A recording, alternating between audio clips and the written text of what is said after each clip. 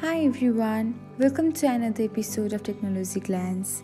In this video, I'm going to guide you through how you can view the stories you have written from your friends on your Snapchat account. Watch till the end and don't forget to subscribe to Technologyglance by hitting the subscribe button and press the bell icon so that you'll never miss another update. Without further ado, let's get started. First of all, open the Snapchat app on your device. Now, tap on the friends icon.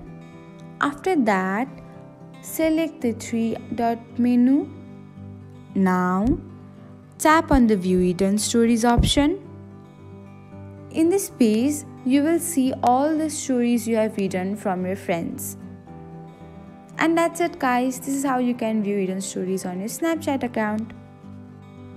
Thanks for watching. If you found this guide helpful, we will love it if you hit the thumbs up button below. We upload great new tech tutorials like this one every day. So, don't forget to subscribe to our channel and hit the bell icon to get an update as soon as we post a video.